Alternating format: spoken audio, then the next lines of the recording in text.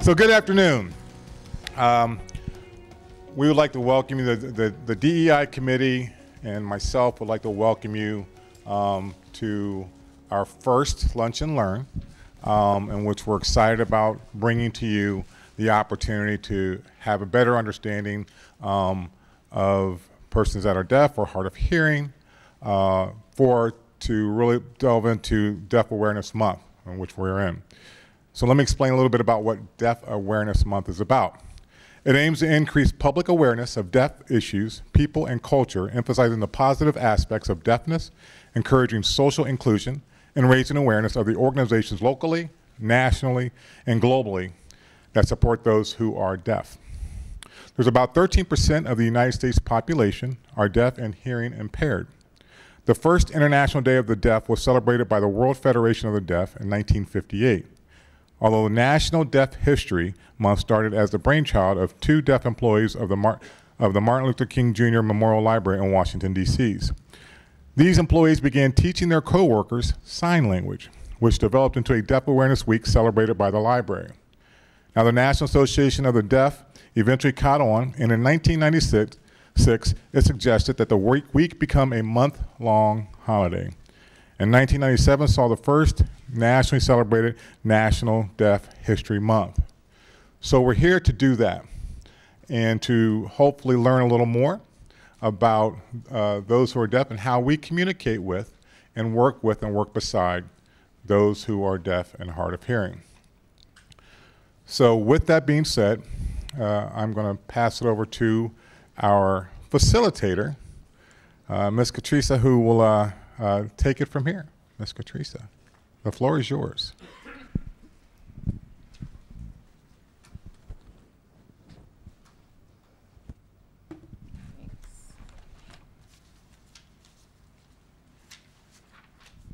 Hi, everyone. For those of you that don't know me, I am Katrisa Lee. I'm a judicial secretary here for the courts. I've been working here for 10 years. And I work for Judge Jiza Page and Judge Chris Brown. And I am also part of the DEI committee. Obviously, you know, we all put this together. So welcome. Thank you for coming to our first Common Pleas Court Journal Division Lunch and Learn.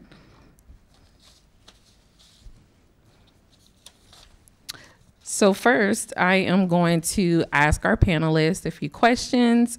Well, first, they're going to introduce themselves, and then I'm going to ask them some questions, and then we'll open it up to you guys to ask questions at the end. Okay?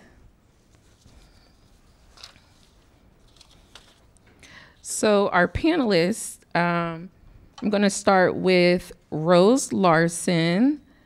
Raise your hand. Hello, hi. Our second is Dr. Marsha Moore. Raise your hand. Hi. Hello. And we also have Marshall Harris. So I am going to open it up for them to introduce themselves and tell a little bit of who they are and what they do and how they're connected to the deaf community. Okay, hello. My name is Rose Larson, and I'm the Executive Director for Deaf World Against Violence Everywhere, which is a statewide organization providing advocacy and services to survivors who have experienced domestic violence, sexual assault. I've worked there for 11 years. Before that, I worked with deaf people with disabilities for 11 years. That's interesting. Both of those have been for 11 years. What was your third question that you asked of us? Who you are, what you do, and how you are connected to the deaf community. Oh, okay. How I'm connected with the deaf community, oh my goodness, I am very involved in the deaf community. I do a lot of volunteer work. I'm heavily involved in the deaf community. That's pretty much it. Dr. Moore. Okay. Hello, good to see everyone here. My name is Dr. Moore, and right now I'm a professor at Columbus State Community College, and I teach various classes while I'm there. And my involvement in the deaf community is heavy, just like Rose. I was born deaf to deaf parents, so I grew up with access to language from day one. And so I'm very involved in the deaf community and was involved growing up. And I like to have that. I value that opportunity to meet various deaf people growing up that I had the opportunity for. I worked for the governor's office advocating for people with disabilities, advocating for people who needed services in terms of employment, housing, whatever they might need. I helped them with that. And then eventually I became a professor. So, Marshall. Wow, I got a long list here. So my name is Marshall Harris, and my sign name is an M on my shoulder. I don't think this is on. I got it. Yeah, okay. And I am professor at Ohio State University, a professor there for about 2 years now, and I am also teaching part-time with the Columbus State Community College as well.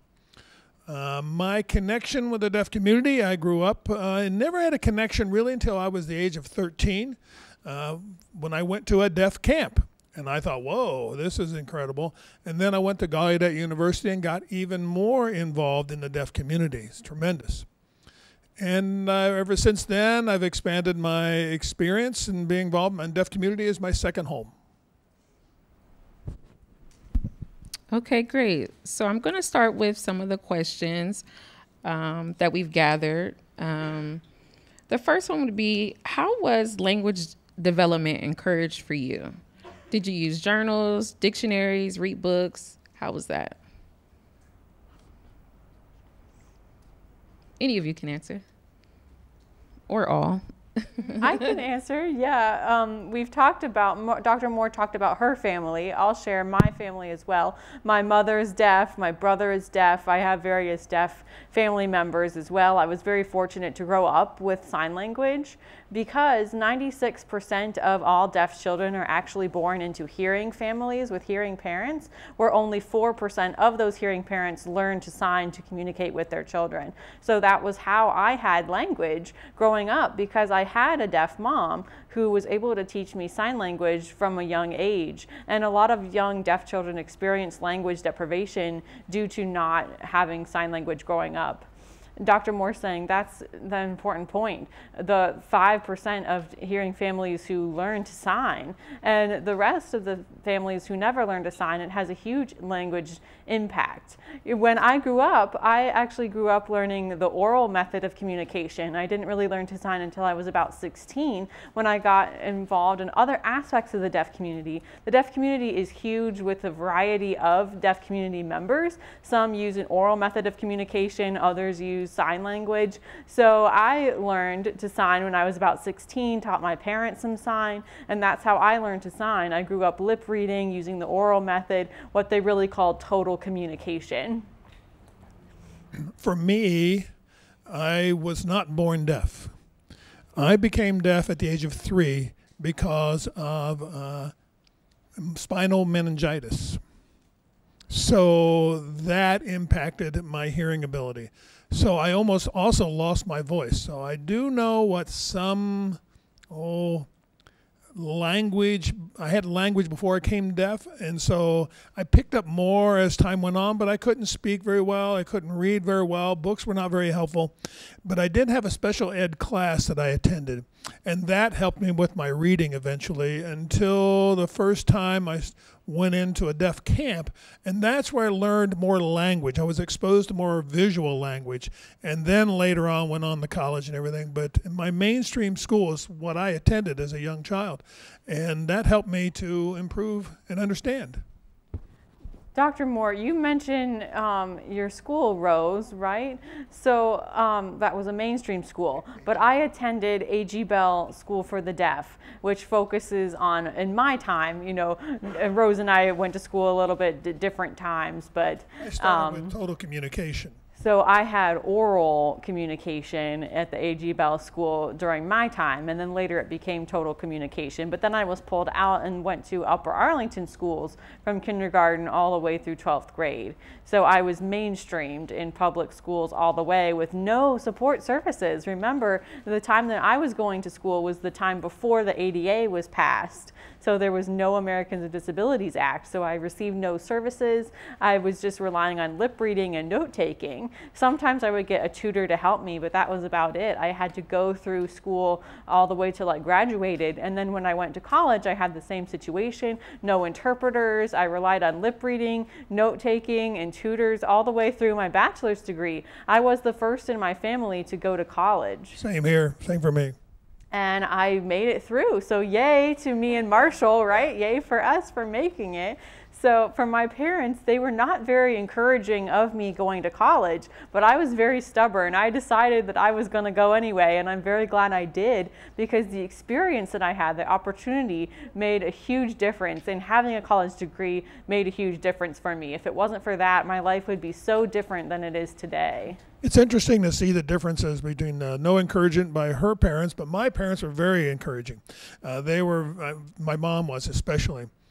And so when I went to college, my mom never went to college because she was so excited. So I told my mom, I says, well, then why don't you go on to college? And she looked at me. I said, you go ahead and go. So she has graduated from the University of Phoenix English major. in an English major. So she encouraged me. When I graduated, I says, hey, it is your turn. Why don't you go? And so she did complete it about 10 years ago, right after I graduated from college, and she graduated hers 2 years after me. So as far as lip reading goes, I learned lip reading from TV. That helped me pick up some language there, what the words meant, and because, I couldn't communicate. I had to communicate with my family. So the closed captioning was on the screen, and watched the closed captioning and the lip reading, and that helped me. So in home, we just had gestures at home. I didn't pick up sign language until later on. I had speech therapy until I was 17, and finally I got rid of that. Wow. Yeah, that oral taught me oral and lip reading and everything. So that actually brings me to the next question. What are some of the challenges that you faced while growing up?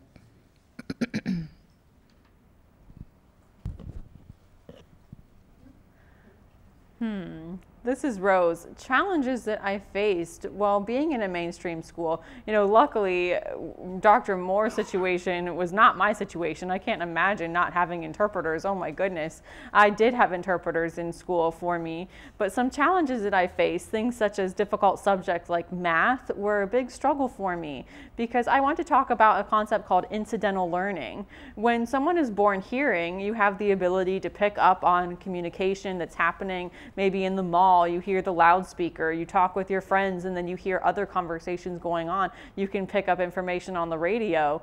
And deaf people don't have access to that incidental learning. They can't overhear things that are going on. So I wouldn't say I was necessarily behind, but I missed out on a lot of information. So with me personally, even though I had a deaf mom and a deaf brother and I had communication at home, I still missed out on a lot of information. And I wasn't behind, I would say, but I was still missing things, and I struggled in certain subjects at school because of that.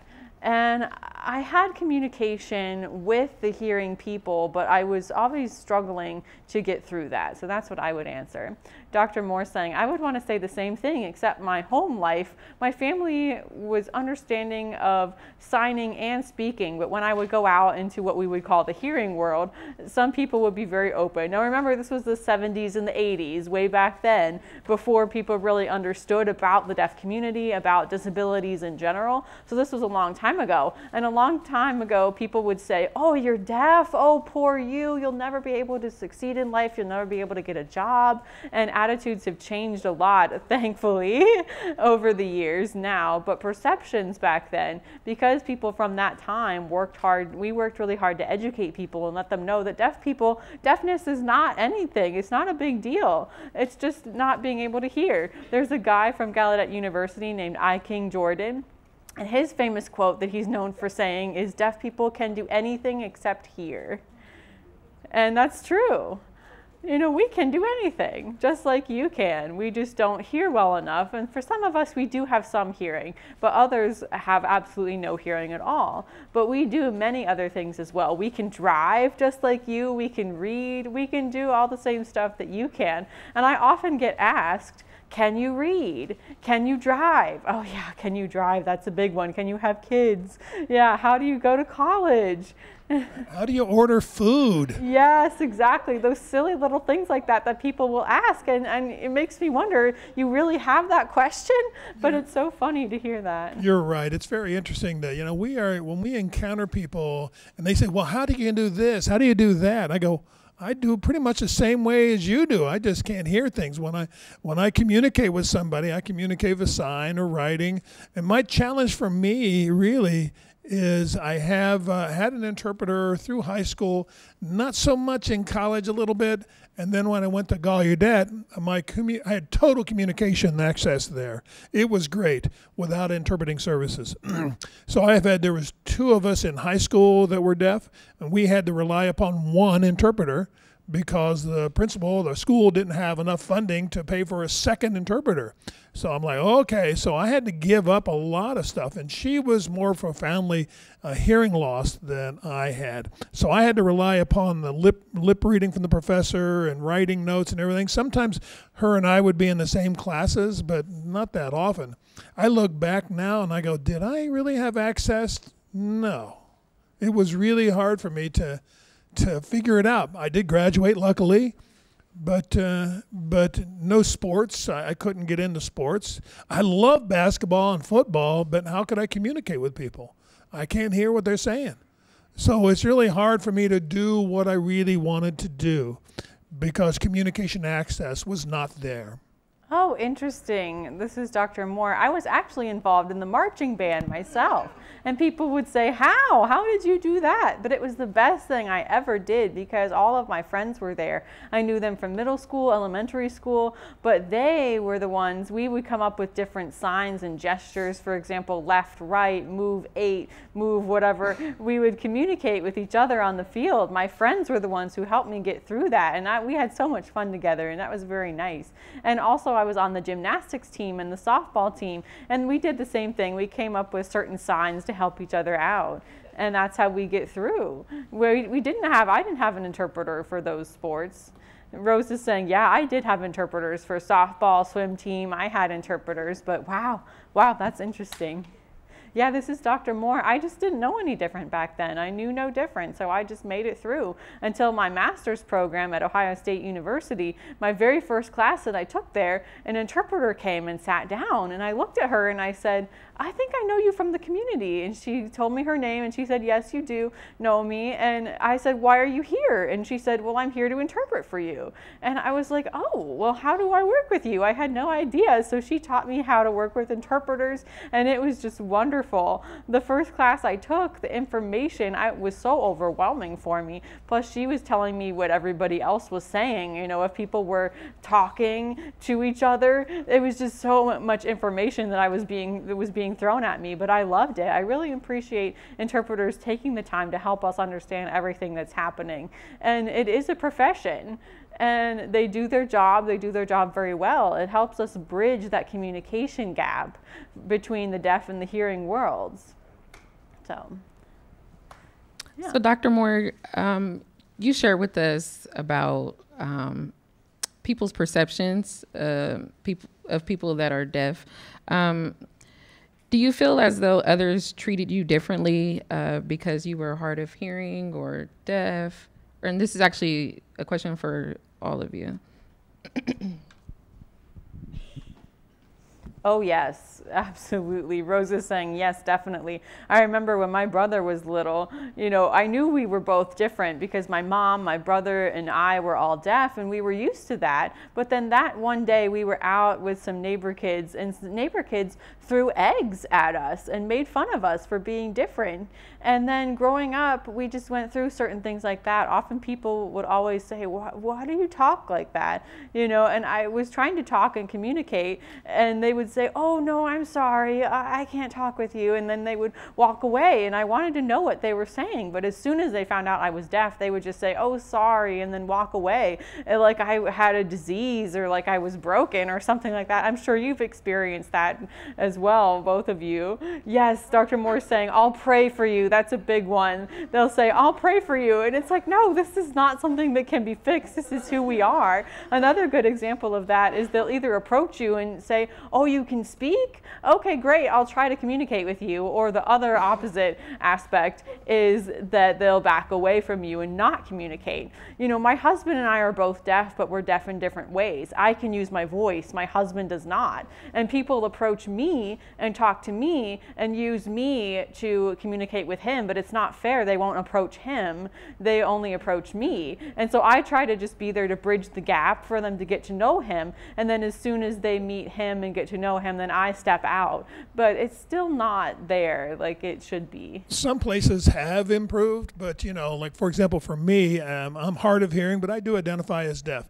I can use my voice for myself now, but when I'm in a group and a table, they're all deaf people, and I was talking with my mom on the phone, and they're like, and somebody will come up to me and start talking to me. The waiter will come up and start talking to me. Because I'm using my voice. I go, you got to work with everybody there at the table, not just me. I reflect them off. No. You talk to them. You take their order. Now, sometimes I'm willing to do that to help out, but it's interesting. As soon as they identify me, they'll come right to me, and then I'm stuck. Just because I'm talking to my mom. So that's where I think we have to help educate and expose, help people to understand, no, talk to them individually. Find out what they want, because sometimes, if I say something wrong, my friends will be mad at me. Well, I don't want to have that responsibility. This is Rose. Yeah, absolutely. Typically, when a person tries to talk to you, like you were saying, when they rely on the deaf person who can speak to be the communicator, then you're dismissing the other individuals. You're looking at them as needing helped. And oftentimes we are seen, like interpreters or more hard of hearing people are seen as like caretakers for other deaf people. I went out to another state for a presentation with my team, and we all got our nails done, and there was an interpreter with us, and they said to the interpreter, oh, you're taking care of all of these deaf folks? And the interpreter was like, no, actually, she's my boss. I'm not taking care of her, she's my boss. And they thought she was joking, but she was like, no, this is Dr. Moore. I'll share with you a funny story. I was out to dinner with my family. There's 6 of us. My husband and I are both deaf, like I mentioned before, and we have 4 kids. All of them are hearing. So there's 6 of us, and we went out to dinner, and we asked for a table. And the lady was standing there, the hostess. She said, oh, sure, for 6? Okay, great. And then she started to take out 4 regular menus and 2 Braille menus. And she brought that to us, and I'm looking at her and I'm thinking, oh, well, that's interesting. And then she said, is this right? And I'm like, oh, no, I think we both can still read. And she was like, oh. And what didn't help was that my kids, the 4 of them, they were younger. They started laughing and laughing so hard, and I was trying to tell them, stop, because the woman was already so embarrassed. But they were just laughing so hard because it was funny, and the woman was just so embarrassed, switched out the menus, and then just left, and we never saw her again. Another challenge, like at an airport, that one is a big problem I have. When I put down I am deaf or I'm HI, hearing impaired, that's their terminology, not mine, and they'll give me a wheelchair. What? I can walk. I'm just standing here. I just can't hear. There's a big difference there, So that's why I'm saying, well, how can we improve that? I don't know. Same thing with, the airplane, they'll give you the little menus and stuff. And I'm noticing today, what do you call that? The air stewardess, right? Yeah, airplane people. They know some signs, or they'll be patient with you or whatever. And I think, well, in the past they never did that, but nowadays I think people are getting more and more exposed, and that's a great thing. Challenge for me now is, if I happen to look and somebody's behind me talking, and I'm just looking straight at, I don't know they're behind me talking. I don't know. I can't hear. I can hear a little bit of stuff, but I don't know if they're talking to me or talking to somebody else. I don't know what they're really saying. So it's interesting that, whatever I'm doing, are you talking to me? Oh, you're talking to them? And I don't know sometimes. So, it's sports. I'm a very good basketball player. And in high school, I do have some friends that helped support me and some that didn't, my opponents. But where they would ask me, and challenge me to play a basketball, they'll try to talk trash to me. That is. So I just get rid of my hearing aids. Then I can't hear any trash talk. So I'll just play the game and because that doesn't inflect me while I play. So it's interesting how I approach a different situation. That's called deaf gain, right? Yes. Yeah, that's a benefit. Yes, deaf gain. Yeah, this is Rose. One thing I wanted to mention, the term hearing impaired, like you talked about, Marshall, one tip for all of you is, yes, that's the political term for deaf people, but we in the deaf community who culturally identify as deaf, it's called Big D deaf. We're proud to be deaf. We're part of the deaf community, the deaf culture. We see hearing impaired as a negative term that looks like something's wrong with us. So if you can avoid using that word, that's great. But there are some people in the deaf community who do identify as hearing impaired, and they identify that themselves. Maybe they became deaf later in life, or they're more hard of hearing. But people who are culturally deaf, me, I identify as a deaf person, and I prefer the term deaf, not to be called hearing impaired. Yeah, I identify as deaf as well. This is Dr. Moore. Yes, as well. Me too. But it's important to know the 4 most common terms: big D deaf, little d deaf, hard of hearing, and deaf blind. Those are the appropriate terms. Oh, and then late deafened as well. Deaf disabled, yes, deaf disabled, 4+, all of those start with the term deaf.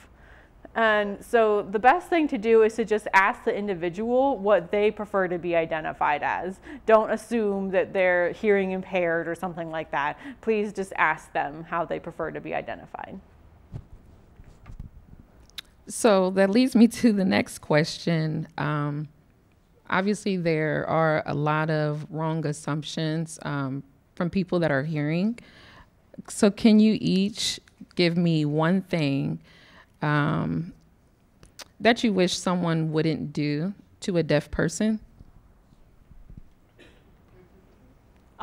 Yes, definitely. This is Rose. Since I do come to court a lot with survivors, many times hearing people assume that the deaf person is responsible to get the interpreter. No, the court is responsible for providing the interpreter, and the court shouldn't say, give like a 2 or 3 day advance notice. It should be about 2 weeks in advance notice to request an interpreter, because it's hard to find interpreters last minute, especially here in Ohio. There's high demand, but not so many available. So if you can have like a month in advance, that's more ideal for securing an interpreter for a court date. Otherwise, if not, I would say 99.9% of the time you're not going to get an interpreter last minute if you wait till the day or 2 before. So that's something I wish hearing people knew, that they are responsible for getting the interpreter, and please don't wait to request the interpreter till the last minute,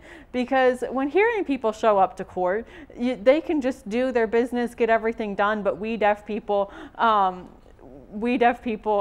have to take longer, and then if the interpreter doesn't show up and there's no interpreter that was requested, then we have to reschedule and show up at another court date. Where hearing people don't have to do that. I have a similar experience as a professor. I'm responsible to make requests for interpreting services for my classes. So I do know that, our policy is to request for interpreting services. I don't adhere to what OSU's policy is. I have to follow their policy. This is 1 or 2 weeks in advance, and that gets right down to it. And I still don't get interpreting services. So it's really hard to secure interpreting services. So I agree with that concept. This is Dr. Moore. They talked about issues with interpreters, but I want to talk about how people approach people who are deaf. They tend to yell and say, hey, can you hear me? Or they exaggerate their mouth movements, like, can you read my lips? And those two things, yelling and exaggerating your mouth movements, do not help deaf people understand you better. If we don't understand you, we will tell you how to communicate with us, either through writing or maybe if you know some sign language. And another thing too, like Rose is mentioning, hearing people, you know, I know you all are hearing, but you tend to do this. Look at what I'm doing right now. You look down and you talk. Where's the eye contact? We need to be able to see you. We need to see your face. That's so important for us deaf people. We have to be able to look at you. And whether you're deaf or hearing, it's still polite to maintain that eye contact. My kids, when they were very, very little, they were not allowed to talk to me until they looked at me or until I was looking at them. So even to this day, my oldest now is 27, and he is a band director at a high school, and he actually makes his students look at him to communicate, just to make sure that they're understanding what he's saying. And I say, yeah, right on, I did good. But the point is that it's nice to have that eye contact so we can understand each other and the communication is much more clear. Instead of mumbling, looking down, not maintaining eye contact, that drives me crazy. This is Rose. I wanted to add to that. Eye contact as well as recognition of body language is so critical. I can't emphasize that enough, because hearing people rely on vocal intonation, being able to recognize the tone if you're happy or sad, but deaf people rely on body language and facial expression. So that's what we're doing all the time. We're looking at your body language to pick up on your tone. And sometimes we look at someone and they're being very, you know, passive in their facial expressions, and we're like, wow, are they being a bitch or something like that? So we watch your body language and we watch for that tone. Maybe you're not meaning to be like that, but that's just something to keep in mind when you're communicating with a deaf person. Be much more open in your body language and your facial expression so we can read that and pick up on how you're feeling. Hearing people are often afraid to think outside of the box, I would say. If you don't know sign language, that's fine, but gesture. Maybe you can say, I'll be right back or something like that, but you're afraid of looking silly by gesturing like that or something. And so then you just kind of passively say, well, I'll be right back. And we don't understand. We're like, are they shy? What is going on here? And maybe just nod yes, shake your head no, do things like that. Use gestures to communicate with us. One thing that she meant is that eye contact point. I think that's very important. I do notice that sometimes when I'm giving a presentation or whatever, giving a workshop or whatever, hearing interpreters, they're voice for people who are deaf, because they can hear that and you can look at your phone or whatever. Does that mean you're not interested in the workshop? Or are you actually paying attention to what we're saying? You know, that's one thing I feel when I look around the room and nobody's really paying attention. You got to have that connection. That's from my experience that I've seen over the years. Yeah. Mm-hmm. Thank you for sharing that. So now we know what to not do. And we know what to do now. Eye contact, facial expressions, body language, right? Yes, definitely. Gotcha. Great. So next, we'd like to know the difference between a hearing interpreter, deaf interpreter, and a certified interpreter, if there's a difference.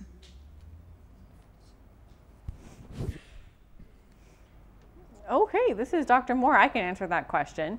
So let's start with a hearing interpreter. They have to go through specific programs called the interpreter education programs, get training in that profession. Typically it takes about a minimum of 2 years to get that training. And with that, it includes a practicum experience where they go out into the community, whether that be an educational setting, community setting, court, medical interpreting situations, and they learn how to interpret in real world situations. Some deaf people prefer ASL, other deaf people prefer Pidgin signed English, other PSE, Pidgin signed English.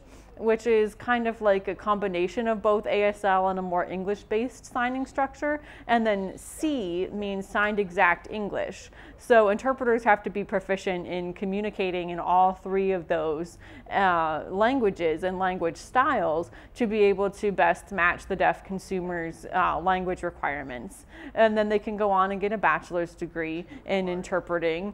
That's required to receive the National Interpreter Certification. So that's a hearing interpreter. Deaf interpreters, there are two different kinds of deaf interpreters. One is called just a deaf interpreter, and then you have certified deaf interpreters. Certified deaf interpreters are required to go through training, and they actually go through the process of getting their certification. That's very intensive, but that is the difference between hearing deaf and certified deaf interpreters. And deaf interpreters and certified deaf interpreters are both deaf individuals, and hearing interpreters are hearing.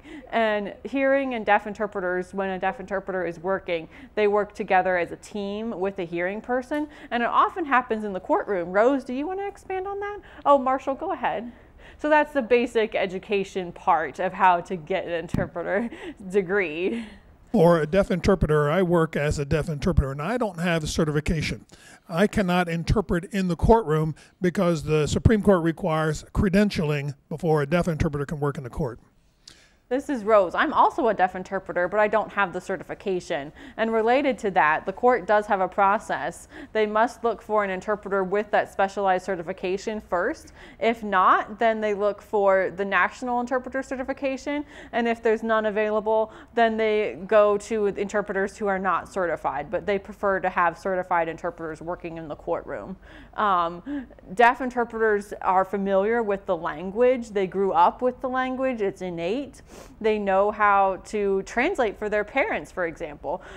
So for example, myself, my mom experienced a lot of language deprivation. So I would explain the mail to her, pieces of mail that we would get that she didn't understand. And so I learned how to interpret, you might say, growing up, interpreting for my mom. So that's already something innate. Whereas hearing interpreters don't have that skill. They didn't grow up doing that for their parents necessarily. So they don't have that innate ability to communicate to a deaf person, and they might miss those certain nuances that a deaf person says. They might not, the deaf person might not be fully understanding what's going on for different reasons. Maybe the deaf person experiences language deprivation or grew up using signs that they made up in the home, or maybe they're from a different state, a different region with a different signing style. Maybe they're from a different country as well. So they might not be able to communicate necessarily with the hearing interpreter. So then you would have a deaf interpreter who has a better understanding of how to communicate with them. Nowadays, the deaf community is pushing much more for deaf interpreters to be working in all of these settings. So this is something that you all should be aware of, that you'll see more of deaf interpreters being requested. And yes, it costs you more money, but communication access is what should be prioritized. This is Dr. Moore. That's really important in terms of the courtroom and medical situations. Those two settings are where you must have all the information interpreted accurately, because if there's misinformation, then they could be misdiagnosed or maybe found guilty when they're not and sent to jail in the courtroom because of a misinterpretation. And in these life-threatening situations, you have to be very careful about what's being said and what you're doing. So that's why you must have the right fit of an interpreter. So getting that deaf interpreter and the hearing interpreter working together can ensure that the communication happens much more clearly. Marshall? I'd like to give you one fact. Only one deaf certified interpreter in the state of Ohio. There's only one. In the entire state, I would say roughly about 50 deaf interpreters, but there's only one certified deaf interpreter. So, wow. Can that person wants to retire pretty soon right now. So I'm trying to get myself together to get certified. It's a little bit of a challenge. It's a run, but I hope I can get it. You got this. You got this. This is Dr. Moore. A lot of us identify as deaf interpreters, but we don't always take that extra step to get that certification for one reason or the other. It could be cost, it could be time, education, various reasons. This is Rose. For me, the reason why I have not gone to get my certification is because I have many other roles, and a deaf interpreter is not my primary role. My primary role is deaf advocacy, and we have someone on my team who's a deaf interpreter who's very close to getting her certification, so we're just really encouraging her to do that, and that way I can delegate to her instead of having that be relying on me. Yeah, even though I'm teaching as a professor, I at OSU as well Columbus State, I do encourage some of my students, hey, if you, I think you can do it. I think you have the skills. So I'm encouraging them to become one as well. This is Dr. Moore. Yes, I've interpreted for my parents for so many years growing up, and I kind of am burned out from that role. So I like to get other people involved in that profession and encourage them to do it. But at the same time, I still am excited about teaching the language itself. That excites me a lot. But to actually become a deaf interpreter, I'm done with that part. I did that for over 50 years with my parents, so I'm done with that role in my life. Let others have their opportunity. And I'll help teach them, though. So I'd like to ask, I know being a part of the deaf community myself, there's always been like video chat and things like that to communicate. What did it look like during COVID virtually for you guys? Was it kind of just a normal thing, or was it something different? Explain that to us. Oh my gosh, I'll let the others start. This is Rose. It was very, very tough. We are used to that in-person interaction, but virtual, there's so many technology issues. The technology freezes. It's hard to see in that 2D environment. Plus, if you're working with someone who's deaf-blind, oh my gosh, you can just forget about it. It was very exclusive to deaf-blind people during that time. A lot of people refused to work with deaf-blind people during the time of COVID because they rely on touch to communicate, and a lot of people didn't want to be so close. So I'm just glad that that time is over and that we're back in person. But Dr. Moore? Yes, so we had classes during that time normally, but we went on spring break, and I told them, my students, I will see you the following week. And then during our spring break, we were told to start working on learning how to use video on my spring break. I'm like, come on, it's my spring break. And I said, well, okay, this should just take a few weeks. But it ended up being over 1.5 years that we went virtual, and we had to learn how to use this new technology and teach. Oh, it was a whole different ball game. So trying to do that, because when you sign, the screen is flat. It's not 3D like the language is. So like, for example, if I say mom, I had to move my body to the side to show the sign for mom so people could see me on the screen. But in person, you can see the whole picture. But on a screen, you can't. You had to become very creative on how you were going to show sign language to communicate. It was so much more work on us as professors trying to teach language on Zoom. But we persevered and we made it through. And I was actually the first professor who was willing to go back in person.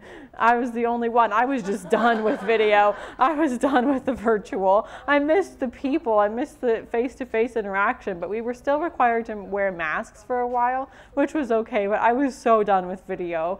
And I do use it for FaceTime or video calls with friends who I don't see, who are not from here. I'll do that, but for long periods of time, no, I don't prefer the virtual at all. My experience is a little different because I work with children in a dorm at the high school for the deaf for a while. During this time, I became a professor later on. But I do know about Zoom and using that. You can see a student laying in their bed back there. I'm like, come on, get out of bed. This is a class, So it was really hard to teach a class through Zoom. Yeah, they probably weren't paying much attention. Oh, yeah, it's hard to get their attentions, yeah. And they're talking to somebody in their room or whatever. And when I worked with the Ohio School for the Deaf at the time, no kids were there in person at school at all. Everything became online. And we were responsible to make sure they were doing their homework, or responsible to make sure, hey, you've gone to your classes, you're doing stuff. Working from home, where's your kids? What's going on? They're texting the parents. Can you tell your parents to get on their laptop? I mean, I had to text the parents to get their kids. It was constant chasing them around. In person, I just go pick them up, bring them into the dorm, drop them off, and then they do whatever they want to do in the dorm, and then they go to eat and back. But, all through Zoom is like, have you done your homework? No. Okay, where's your parents? The parents are gone to work or something. We have to do our part as staff. On Zoom, it was really hard to negotiate that environment with students. It was interesting to see how they're at in their homes. Just thank goodness COVID is over with, because everybody wearing masks. Oh my God, I cannot understand anybody with a mask on. Masks the worst thing awful. ever. Oh. This is Dr. Moore. I remember going to the grocery store with my youngest son. It was the two of us, and I was buying apples, different things from the produce section. And one guy apparently was talking to me, and of course I didn't understand him, so I just kind of ignored him because there were, what's the point? I couldn't understand him. And my son was probably about where Marshall is right now, and what he said to me was not nice. What this man said, he said, "You are blank," and because I didn't respond back to what he was asking. So my son got very angry and walked over to him and said, "Excuse me, my mom is deaf, and that's why she was ignoring you."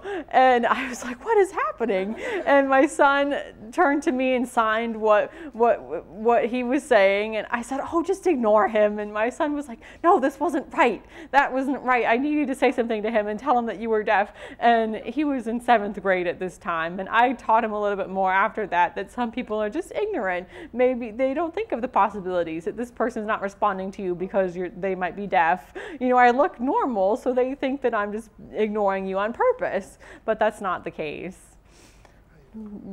Yeah, this is Rose. I have 3 kids who are also hearing as well, and I experience that a lot. My girls start to learn how to ignore things that are said to me. At first they would get very frustrated and just kind of like run into people and hit them a little bit for saying mean things, and then kind of give like an attitude back.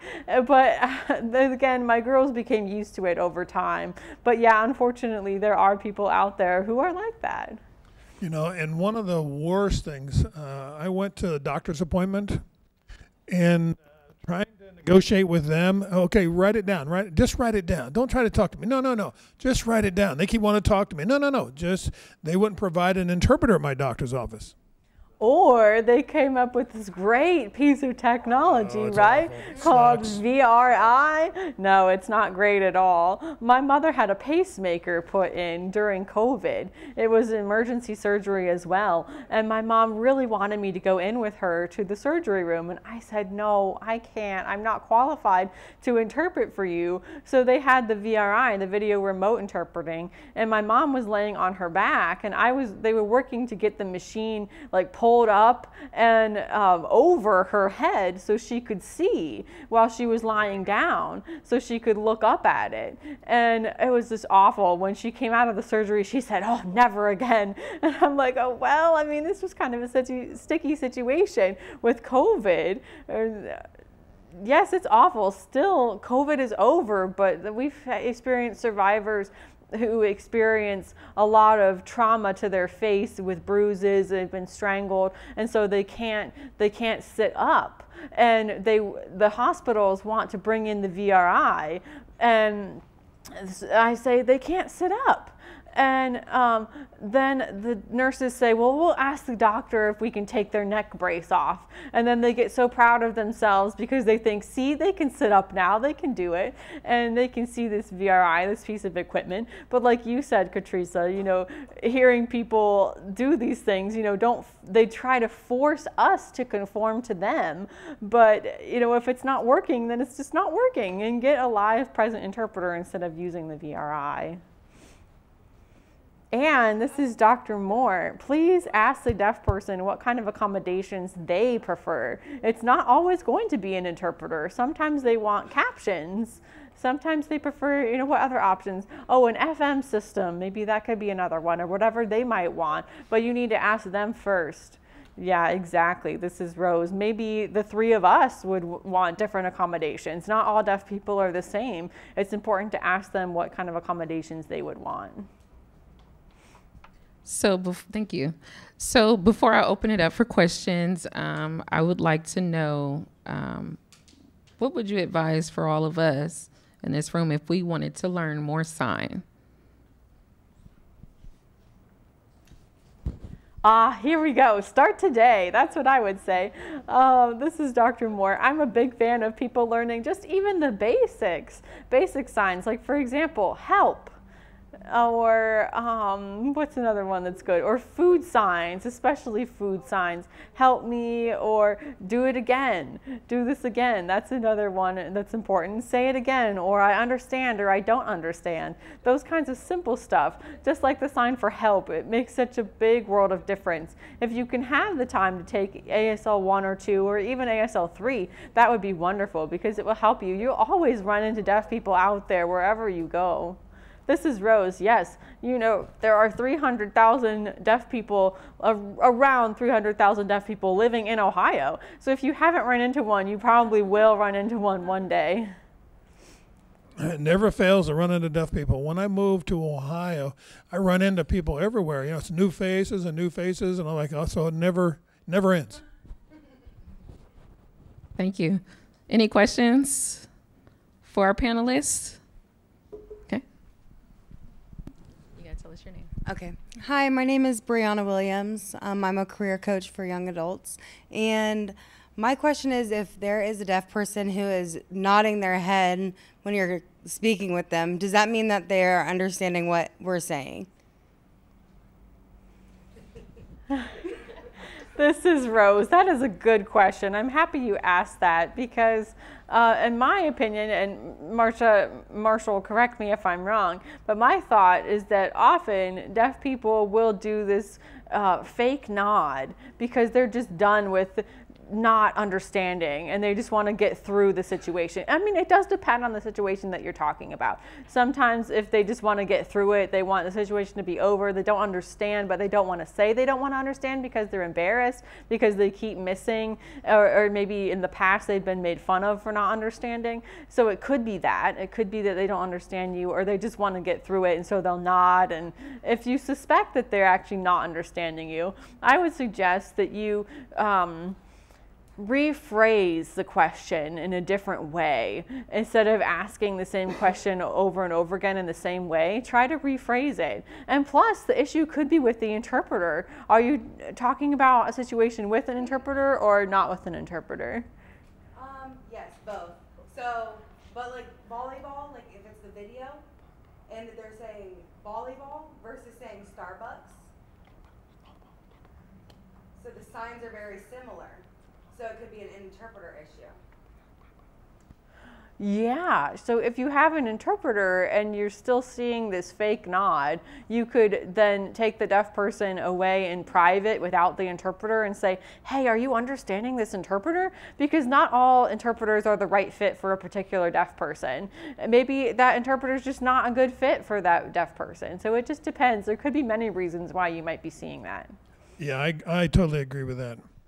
This is Dr. Moore. All of us have our preferred interpreters. Yeah. We have a list of preferred interpreters. They know us. They know how to use our terminology. I don't like when interpreters try to add in all this fluff. Please just use my words because it's what I'm saying. I want you to just use exactly what I'm saying. Sometimes I get interpreters that just add in all sorts of language and I'm looking at them like, no, I didn't say that. And they're saying, no, it's fine. I'm just clarifying. I don't want you to clarify. I want you to interpret for me. So, but I do that in private, of course, after the situation is done. I don't do it to them while they're working, but sometimes I'll go up to them afterwards and say, this is not what I was saying. But most interpreters are fabulous to work with. Marshall? Yeah, I often I get I evaluate or get emails from my students. They says, oh, that particular interpreter, I didn't like them. And I go, really? Why didn't you like them? So, from that point forward, I have specific interpreters that I request. For example, the interpreters here have known me for a long time. I know them, and I love the two of them. But there's other new interpreters. I got to change what I do, my language, my signing, so they can understand me. So it's interesting how to approach that. For that head nodding question that you asked, yeah. If they want to get done with it, they just want to move on, get out of the room. Yeah, I agree with that. Or they're not understanding. That's the two things. I agree with that. This is Dr. Moore. I need to add what they're both saying about the fake nod. My mother was famous. I told my students this too. My mother was famous for just nodding her head like this. And I'm like, Mother, are you understanding what I'm saying? And she would say, yeah, of course, of course. And I'm looking at her, I'm like, all right, fine. But after we're done with the appointment, always, as soon as we got out of the office, she would say, what did they say? Can you clarify for me? And I'm like, Mom, you're supposed to ask while we're there in the moment. Now we need to go back in and ask the questions. And she would say, no, it's fine. And I'm like, no, we're going back in and we're going to get these answers now. So I would pull her back into the room and ask her questions. And I would tell her, you must ask the questions while we're there. But that would happen all the time with her. But it's like you said, they're just done with it, or they're embarrassed to keep asking for that repetition and clarification. Rose is saying, yes, I noticed the elderly deaf folks, maybe your mom's age, they kind of do that fake head nod, whereas our generation is much more assertive, more willing to advocate for ourselves. So it's interesting to see that difference. Yeah, this is Dr. Moore. I also like to use those point of clarifications. What did you mean? Instead of saying, do I think they meant this? Do I think they meant that? No, I like to know and clarify right there on the spot so we can get it over with and move on. Yeah. Any more questions?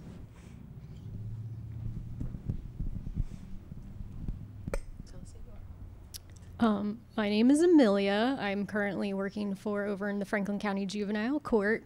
I just wanted to ask, you guys kind of briefly touched on deaf gain earlier, but could you expand on that a little bit? Because I think it's important just kind of for everyone here to kind of understand.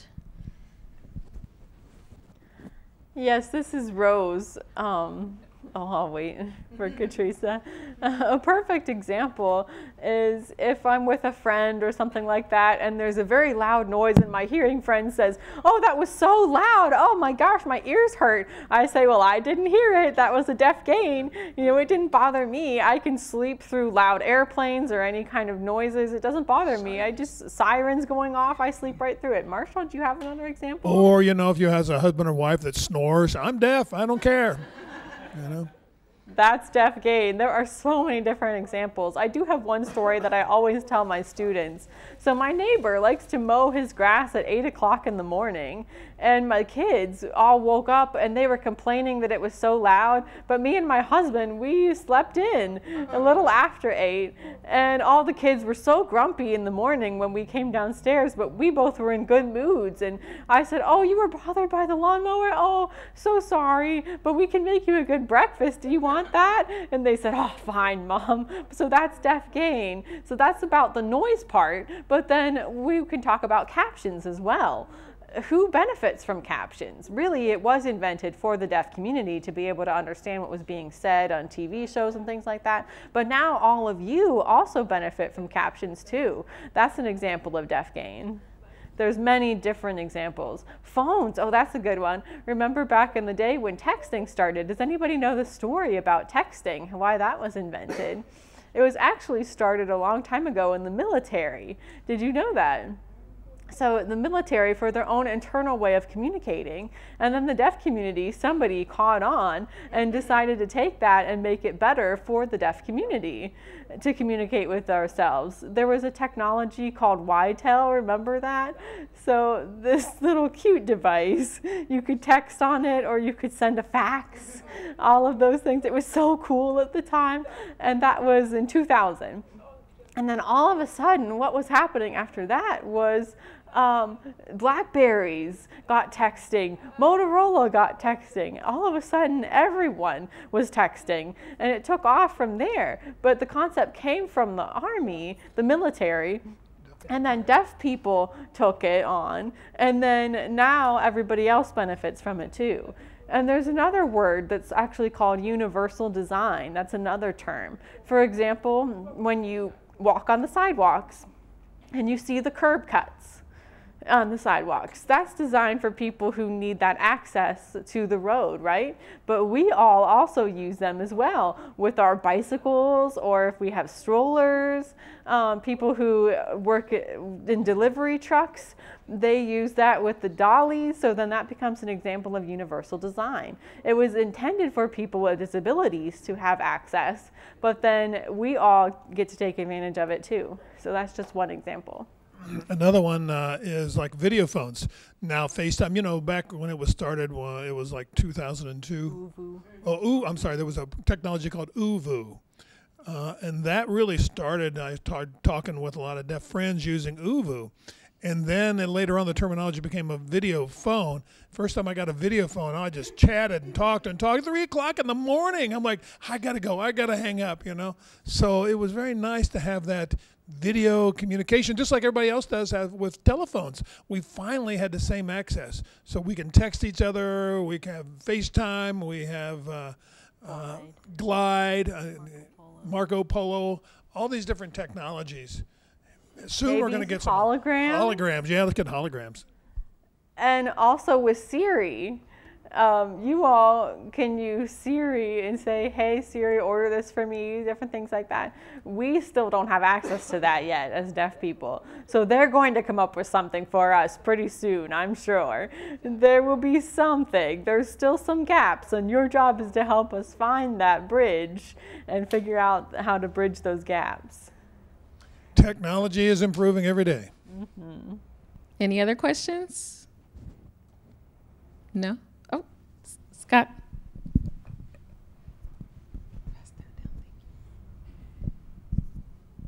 Hi, I'm Scott McLean. I'm a bailiff here in the court.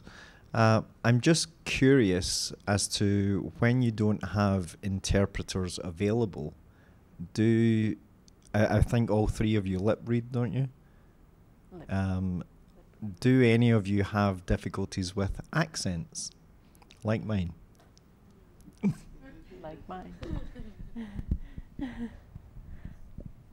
He's Scottish, in case, just for reference. This is Dr. Moore. Actually, accents to me make no difference. It is more about how you move your mouth so I can read your lips. I read lips. I'm not speaking for Rose or Marshall, but I read lips myself very well, and I can hear some. I'm not totally deaf.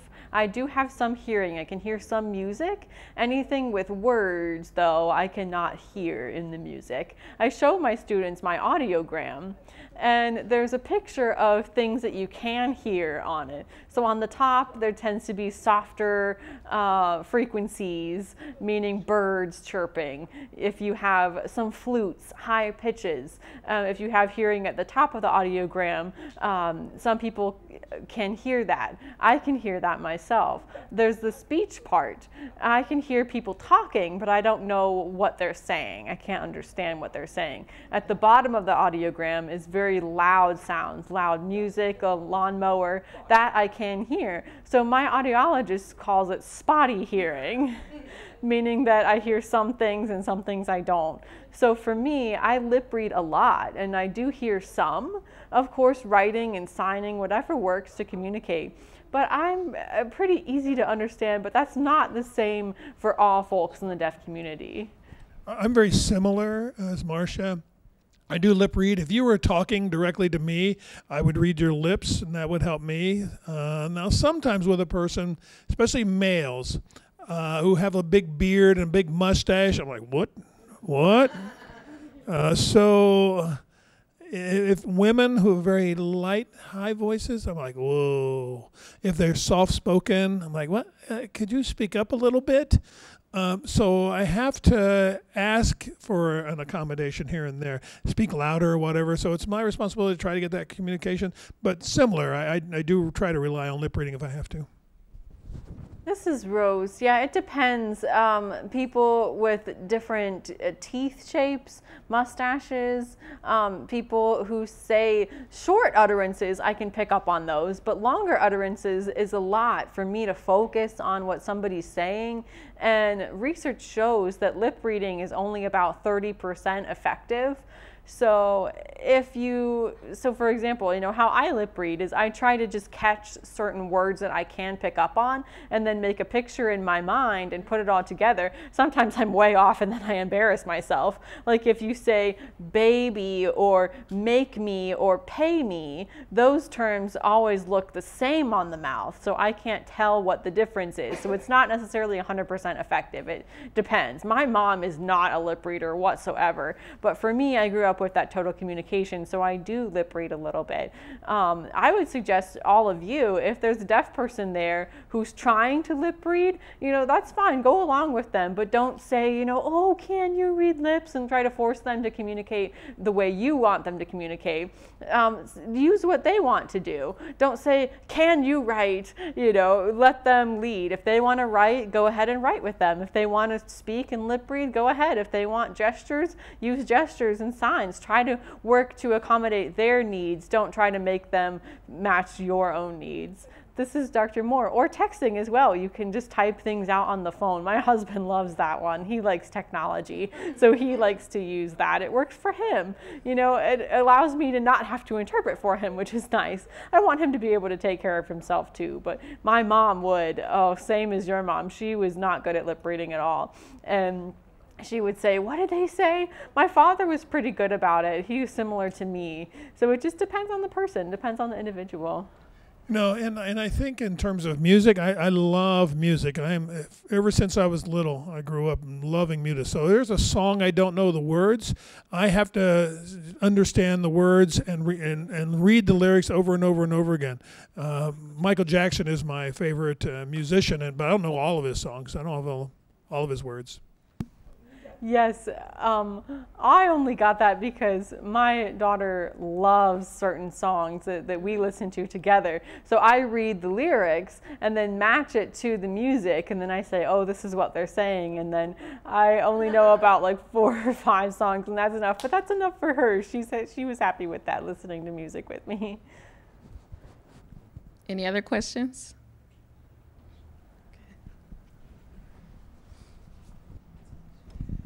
I'm Jimmy Vogt. I'm with the probation department. I wasn't going to say anything, but I am hearing impaired, and my hearing is getting more complicated as older as that. And I'm an older person, late in life and all like that, and I'm having the problem now of comprehending about 50% of what is being said. I'm having problems coping with that with myself. So how does somebody that is later in life hearing impaired learn how to cope with it, stand up and ask for the services or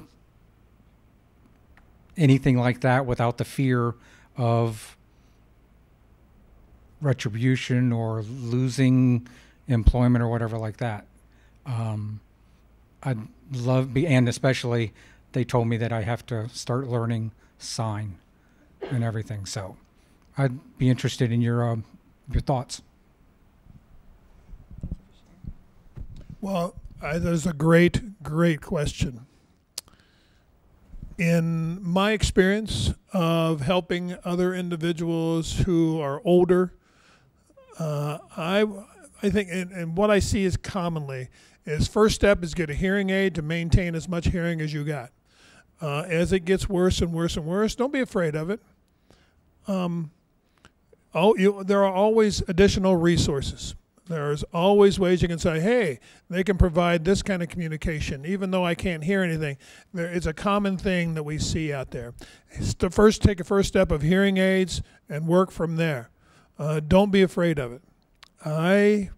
I lost my hearing, and I was struggling around. I was very frustrated and angry as a kid. I was a kid. I didn't understand stuff. Until later on, I finally got my hearing aids. Woo, that helped. But my communication was still lacking. So if you already have a hearing issue growing up and you had hearing and then you lose it later on, at least you already have the language in your head. You've got that audio sound in your head. So speaking and communicating, learning sign language is a totally different thing. But use that hearing as much as you can.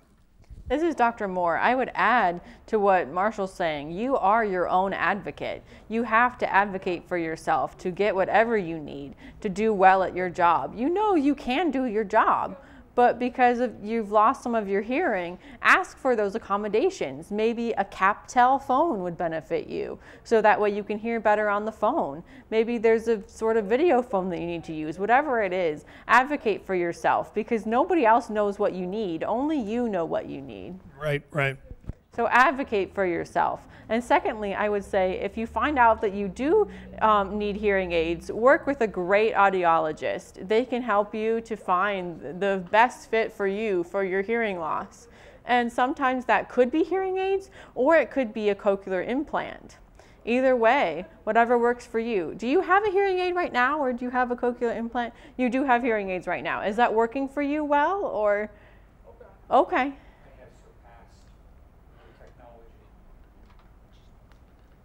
Oh, okay. Then maybe you need to explore other options now.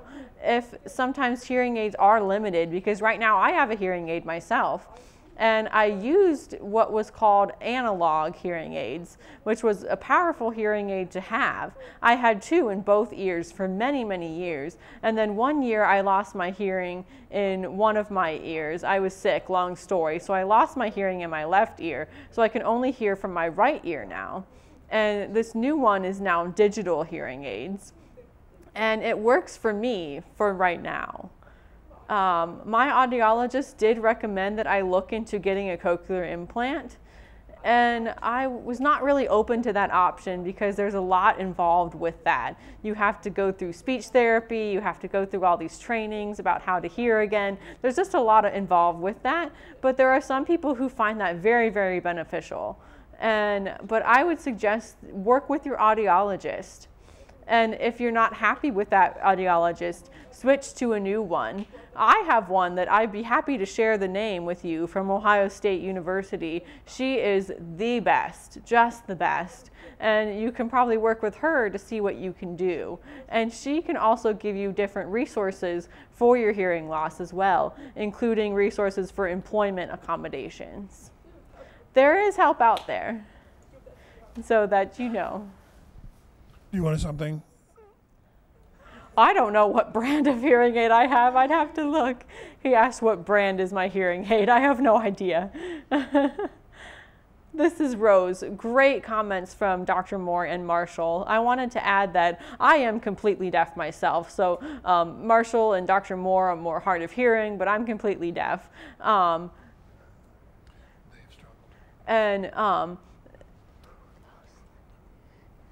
My friend lost their hearing, and they really struggled with that. And now with the ADA, the Americans with Disabilities Act, says that it's discrimination to be fired for your hearing loss. You cannot be fired because of that. If you lost your job for that, that's something that would go against the ADA. I know you do seem to be fearful of that, but there is a group of people who have gone through your situation. So maybe if you talked with support groups, reach out to others who are in your situation, maybe they can provide some support for you. And maybe, I don't know how you feel about this, but people who struggle because they think if they learn to sign, that means that they have to accept the fact that they're deaf, that they have a disability, and that's what a lot of people struggle with that. But just because you learn to sign doesn't mean that you're any different than who you are right now. You're still the same person. It's just that the world out there is disabling. They're not accommodating to all of us. So people who are deaf, who have disabilities, there's not a problem with us. We're not the problem. The problem is with the world, if that makes sense. Is always remember you're not alone. And there's another group called Hearing Loss Association of America, HLAA. They are such a wonderful group. They have different state conferences every year where they meet, and they have different workshops where you can learn how to cope with your hearing loss. There's just fabulous people there. I'd be happy to connect you with people from that. There are many resources out there and many other people with hearing loss, so you're not the only one. They can't threaten you and say that you're going to lose your job because of this. The Americans with Disabilities Act is here to protect people like us from that kind of discrimination. It's under Title I of the ADA, which is employment. If you want more information, I'd be happy to share with you. I used to be an ADA trainer myself, so I can help you with that. But no, we are here, and we are here to help you in any way that we can. Yeah. So thank you for sharing those resources. Can we give our panelists a hand? Yay! Good, very good. So that concludes our first Lunch and Learn. Thank you everyone for attending, and hopefully we see you next month at our Hispanic, right? Hispanic Heritage Month Lunch and Learn. Thank you.